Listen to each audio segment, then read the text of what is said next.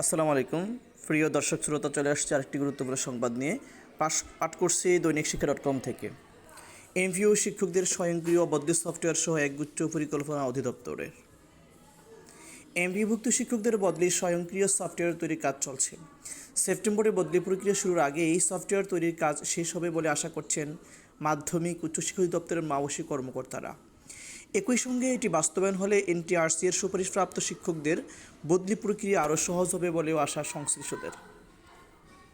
বুধবার মাধ্যমিক উচ্চশিক্ষা অধিদপ্তরের মাওসী একাধিক কর্মকর্তা দৈনিক শিক্ষা.comকে তথ্য জানিয়েছেন। অধিদপ্তরের উপপরিচালক ইউনুস ফারুকী স্বয়ংক্রিয় সফটওয়্যারের বদলি শুরুর পরিকল্পনা জানিয়ে দৈনিক শিক্ষা.comকে বলেন, এই সফটওয়্যার তৈরির আগে 4 লাখ শিক্ষক কর্মচারীর পদবিন্যাস অনুযায়ী ডেটাবেইজে ইনপুট করতে হবে। এটা একটা বিরাট চ্যালেঞ্জ। এই কাজটা করার পরে আমরা বদলির আবেদন আহ্বান করতে পারবো। এই জন্য আমাদের দুটি সফটওয়্যার ডেভেলপ করতে হবে।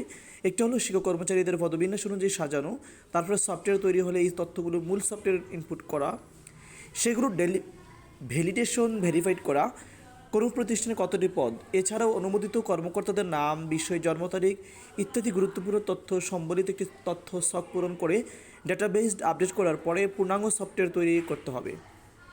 তিনি আরও বলেন, আমাদের সংক্রান্ত সভায় ইএমআইএস সেলের 3জন সিস্টেম অ্যানালিস্ট ছিলেন।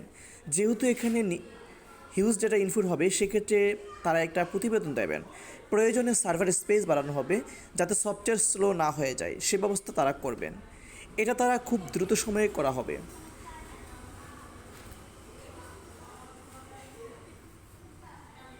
গত বছরের 18 ডিসেম্বর এমভিভুক্ত শিক্ষকদের বদলে নীতিমালা প্রকাশ করে শিক্ষা মন্ত্রণালয়।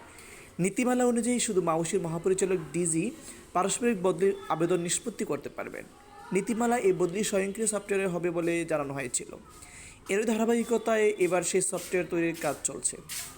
জারি করা নীতিমালায় বদলি সাধারণ শর্তে বলা হয়েছে, এনটিআরসির প্রতিষ্ঠান ভিত্তিক শূন্যপদের চাহিদা বা বিবরণ 15 সেপ্টেম্বরের মধ্যে অনলাইনে প্রকাশ করবে।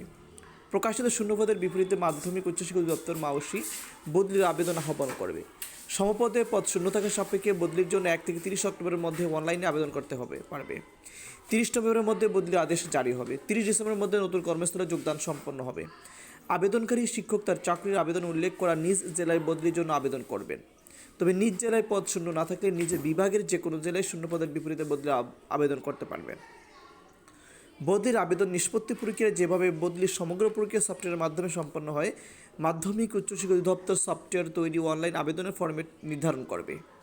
বদলিকৃত শিক্ষকের ইন্ডেক্স আগের প্রতিষ্ঠান থেকে বদলিকৃত প্রতিষ্ঠানে অনলাইনে ট্রান্সফার হবে। পারস্পরিক বদলির ক্ষেত্রে লিখিত আবেদনের প্রেক্ষিতে কর্তৃপক্ষ বদলি পদের বিষয়টি নিষ্পন্ন করতে পারবেন।